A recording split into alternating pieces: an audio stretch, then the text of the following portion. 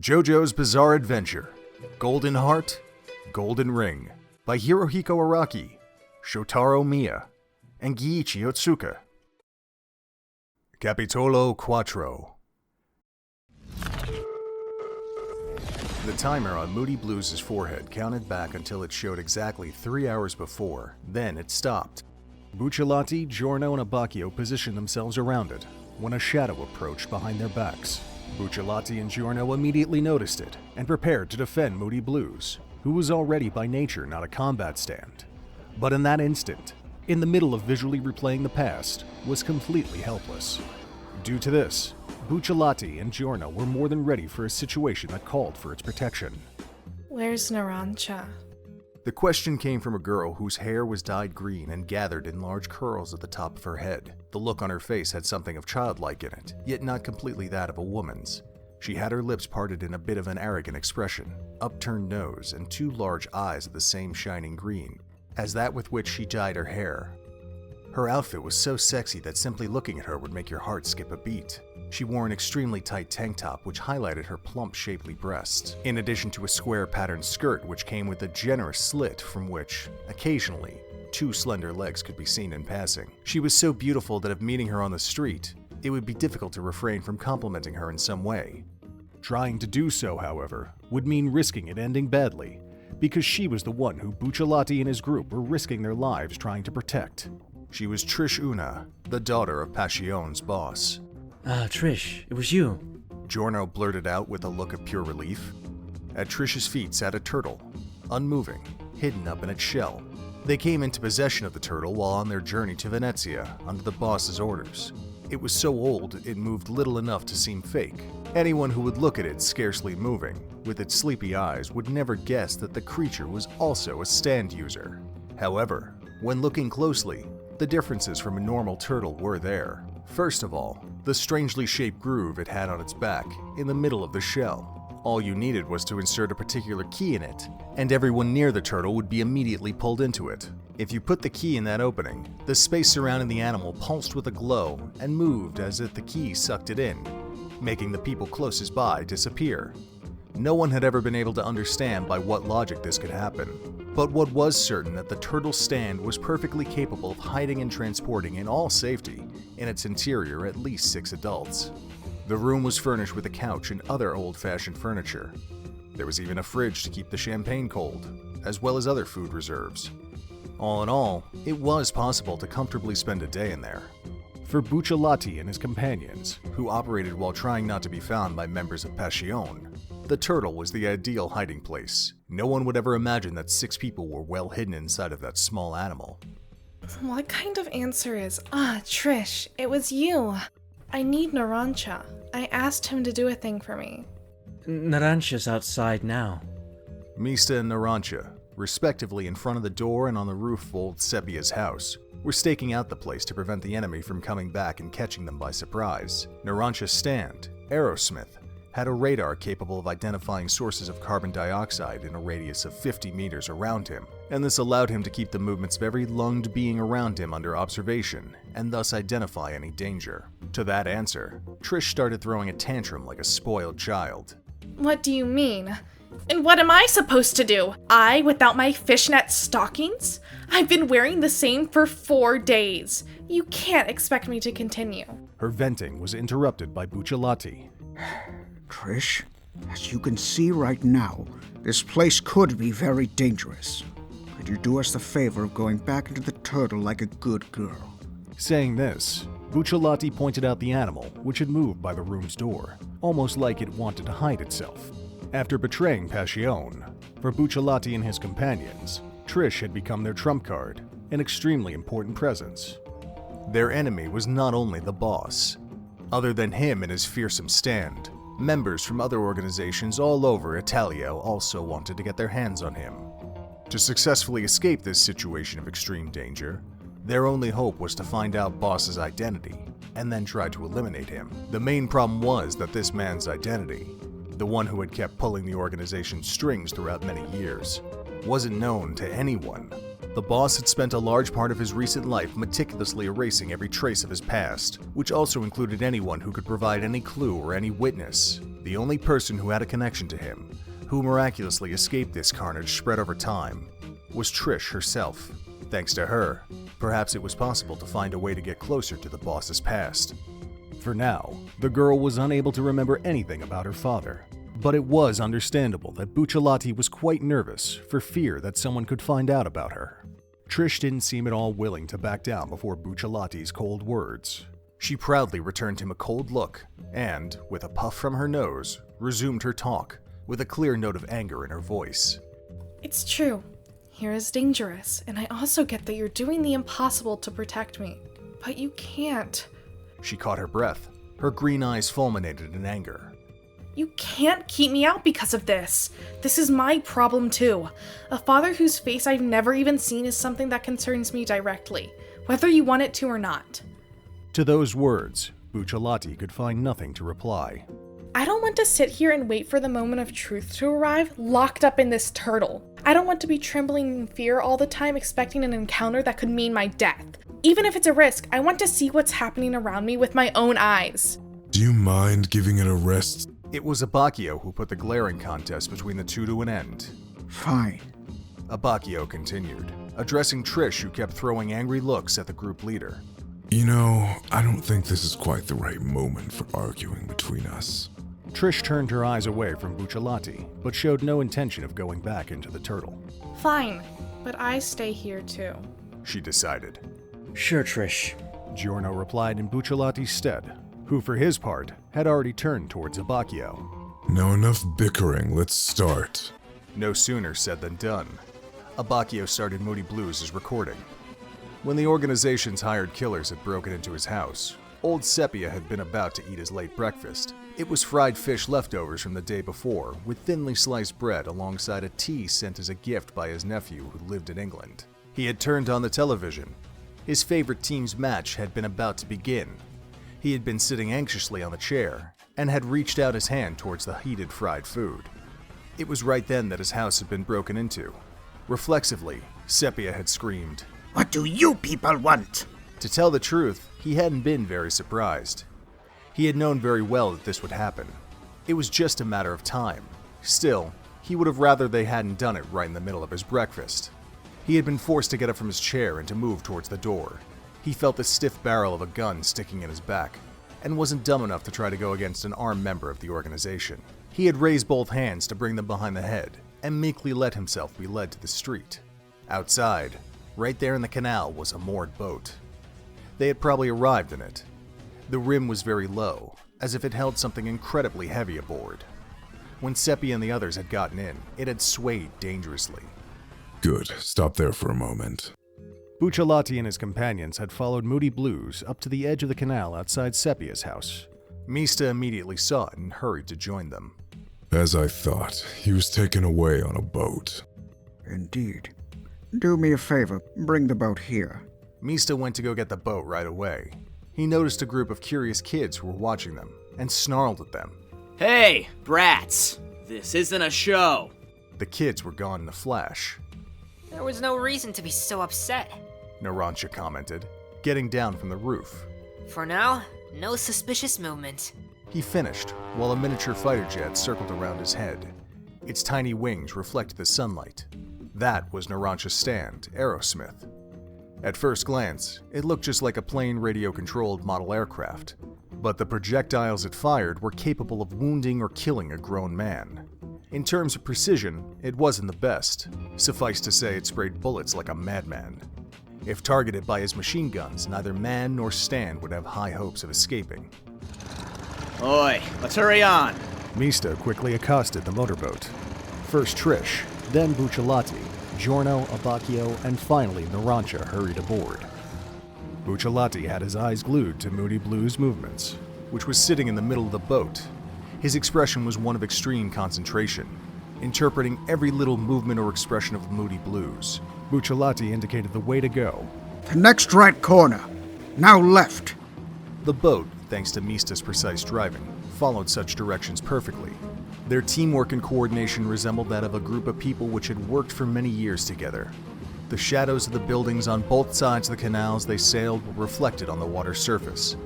The church's belfries had kept their watch over Venezia since long before they were born.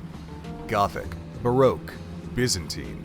Structures of various styles passed by at an incredible speed and went on to vanish behind their backs. Dirt-colored bricks, gorgeous mosaics, stained glass windows which were dyed orange in the vibrant sunset light. Their boat sailed swiftly between a series of beautiful buildings which, had its passengers been tourists, would have been motive for innumerous stops, among plenty of enchanted sighs. At Mista's right, sitting on the driver's seat, was Narancia, checking their surroundings with his arrowsmith to prevent enemy attacks. Suddenly he exclaimed, What? I don't get it. This is weird. What did you pick up that's weird? Mista asked him in return. He gave the impression of someone who was about to start humming a song. The peaceful breeze coming from the water put him at ease. Well, it's the radar. Saying this, Narancia tapped the radar viewer, which he had placed over his right eye, with his finger. On its screen were a number of red dots which kept increasing. Each dot represented something which expelled carbon dioxide. Each dot corresponded to a living, breathing being. And from the size of the dot, he could even tell the quantity of carbon dioxide emitted. When they left, there were almost no dots showing up around the boat. But strangely enough, after roughly 30 minutes of hunting down old Seppia, the red dots started multiplying to no end. Maybe I ate something bad? It was the first time Narancia had seen such a phenomenon. At that moment, the boat ended up being surrounded by a huge amount of blinking red dots. It really is strange. No sooner had Mista finished saying those words than things started happening. Look, Moody Blues, who up to that moment had been sitting in the center of the boat without reacting, was talking. And his behavior, while excitedly talking with his kidnappers, was exactly the opposite of the downcast and nearly frightened one he had kept up until just shortly before. He's begging to be spared? Giorno wondered aloud, observing Moody Blues' movements. I don't think so, but what's going on, Giorno? That small floater looks like polystyrene to me. However, He had just started answering at Buccellati, but was suddenly interrupted. What's going on? Mista yelled out while driving. Buccellati turned around and saw the pleasure craft charging at high speed towards them. They could see it getting closer and closer. Watch out! Mista yelled again, turning right to avoid the collision by a hair's breadth. The pleasure boat's pilot was surprised enough to let go of the wheel for a moment, yelling something at them like he was completely out of his mind. What's happening, Buccellati? That boat just suddenly showed up out of thin air. Mista yelled out, not taking his eyes off the course, turning the wheel left to forcefully correct their trajectory. Mista! This is the work of the enemy! Watch out! They're coming again! Giorno replied to him ahead of Buccellati.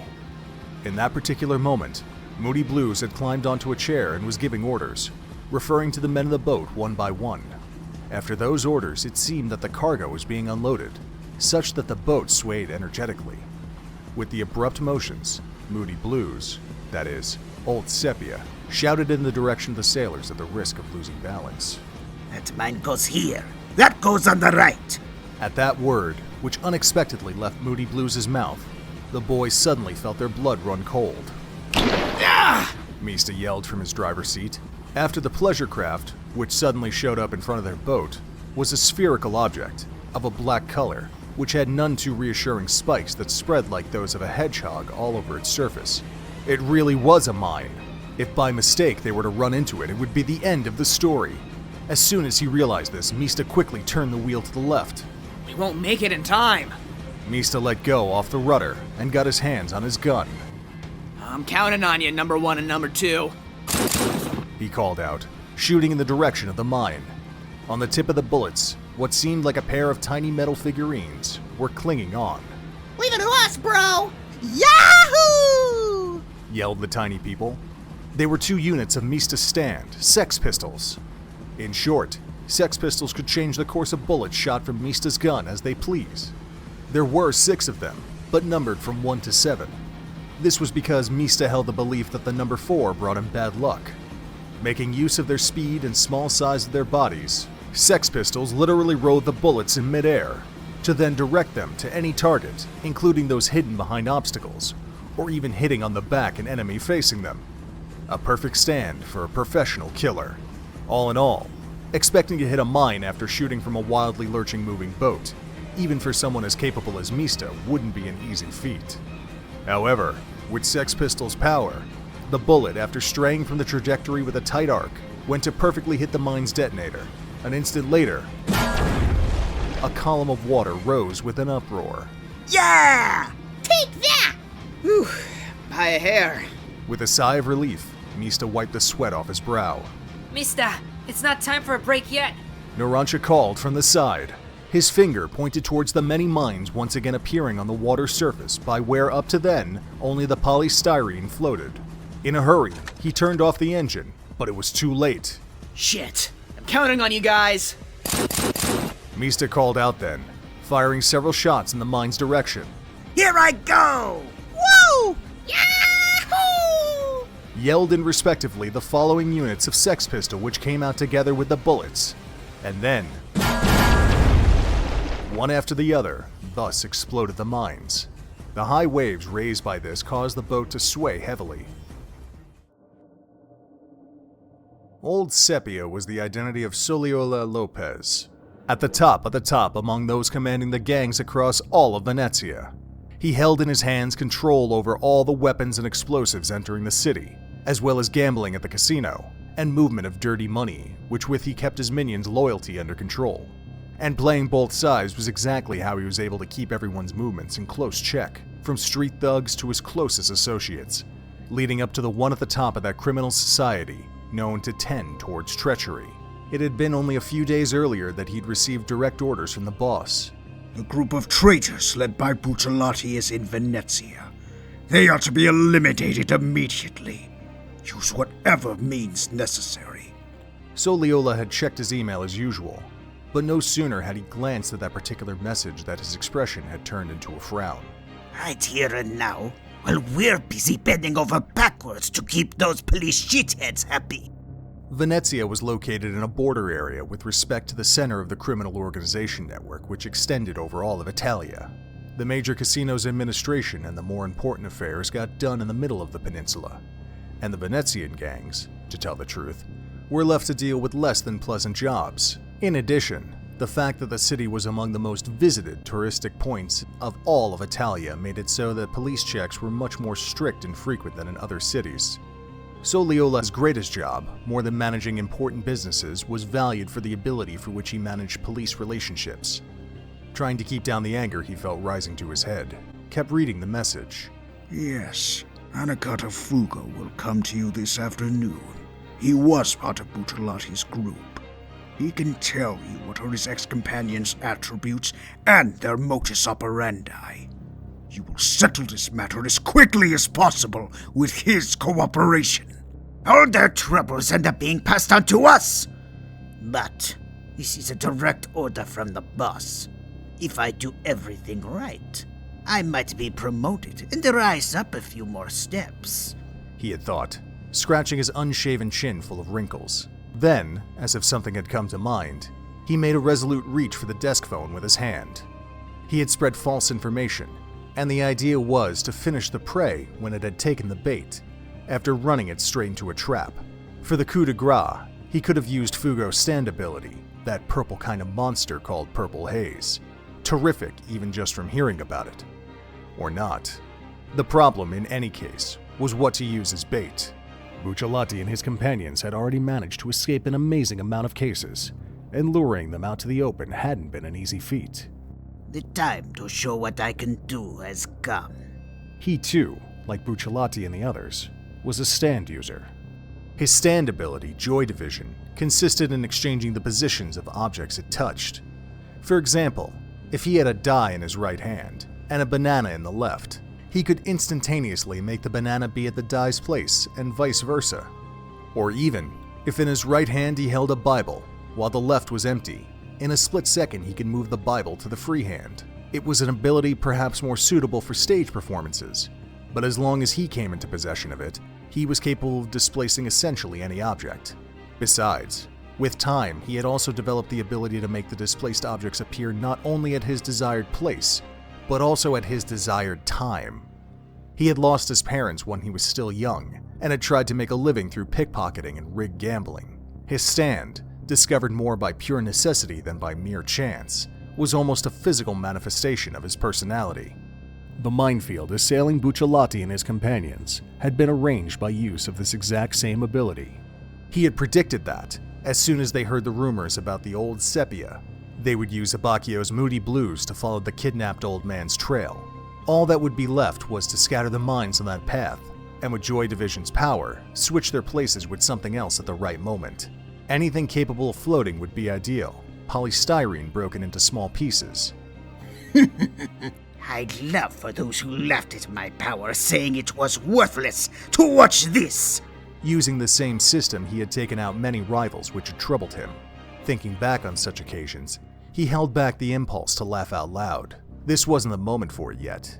The hardest part had yet to come. Until he could see the dead bodies of his enemies floating on the canal, he shouldn't get distracted. Not yet. The boat of Buccellati and his companions, its engine idling, let itself be pulled by the canal's current. Around it, the swarm of ominous black and shiny mines were cradled by small waves. It left the large canal that crossed the center of the city and entered a much smaller one. Twice as many mines, or perhaps thrice, prevented its passage. Giving them no time to think, almost as if to make fun of them, another suddenly appeared there, black and menacing, right next to their boat. There's nothing we can do. We won't be able to get rid of them all, no matter how much we shoot. To deal with all the mines that kept showing up without a break, the firepower of Narancia's Aerosmith had been added to Sex Pistols. This latter didn't have Sex Pistols' precision to hit the detonator, but to compensate it, could shoot and burst for a certain range. Despite their valiant efforts, Buccellati and his group were then completely at their enemy's mercy. There was no longer the need to think about pursuing old Seppia. Theirs was a desperate situation. Surrounded by mines, they had no idea where and when they could show up again. Driving the boat had become impossible. Whenever they were about to attempt mooring, a large mine would suddenly appear before them, preventing it. Besides, for fear of getting civilians involved in the explosions, they wouldn't consider blowing them all up. A large column of water rose, making them sway heavily. The onlookers that had shown up to see what was going on holed themselves back up in their homes and closed the windows from such a fright. Enough, Narancia! Mista, stop the boat! At Buccellati's orders, the boat slowed to a stop. Despite that, fearing the arrival of new mines, Narancia and Mista didn't stop from looking around nervously. What are you planning, Buccellati? Asked Abbacchio with a surprised look. The enemy also has a stand, right? Mista replied from the driver's seat, turning to Abbacchio, who sat behind. I think so too. This wouldn't be explainable otherwise, said Giorno, keeping watch from the stern for any enemy movements from that side. With all this noise, it seems like the police is also going to get involved. I think I'm hearing their patrol boat's sirens. It seems like the enemy knows how to make things appear however he likes. Buccellati commented. All agreed. He's scattering these mines all over the place with his stand. Right. It's like there's no end to them, replied Narancia, looking rather tired due to the intensive use he'd been giving his Aerosmith. Indeed. Buccellati agreed to Narancia's comment and added, But I have a strong feeling the enemy is trying to lead us somewhere. Lead us? Giorno asked in response to Buccellati. Have you noticed? The mine's layout isn't constant. In some places they're very concentrated, while in others you almost don't see them. Indeed. Mista replied, convinced by Buccellati's words. This means that they're not spreading them randomly. It looks like they're sending us for a walk around the canals, but that's not it.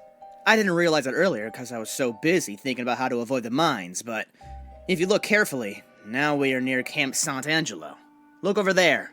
In the direction pointed by Mista, beyond a series of magnificent buildings, could be seen a brown bell tower with a hexagonal belfry. At its peak sat a thin cross which seemed to be made of solid gold, and besides it, another bell tower with white arched windows could be seen. But that's the bell tower of Santo Stefano's church. It's behind the canal that passes through Campo Sant'Angelo. You're great, Mista. Narancia exclaimed enthusiastically. It was really worth all this trouble. Mista answered back, rubbing his nose to hide the slight embarrassment. It means the Venetian girls have been good tour guides, Abbacchio interjected.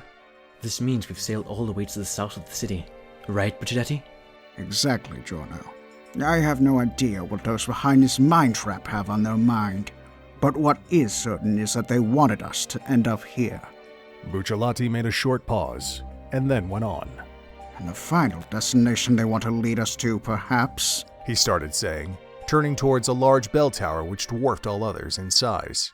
It was a brick-colored tower reaching to the skies which had started to darken. Its black triangular roof stood out clearly in the evening shadows. It's Piazza San Marco. It seems like Buccellati and the others have become aware of your trap. Saying this, the blond boy left the shadows of a pillar. If it isn't Fugo the traitor, aren't you early? The sounds of explosion that had until then reverberated around the city had stopped. Instead, now the sirens of water ambulances and police motorboats could be heard. If the police had started acting, it was easy to think the battle had already gotten on to the next stage. Anyway, Buccellati and the others should now be aware of our intentions. I'm certain they're moving by boat to arrive here. We can almost move on to the next phase of the plan. What do you say? Without caring to reply, Fugo started walking towards the plaza. Later then. Ugh, that breath really gets to me.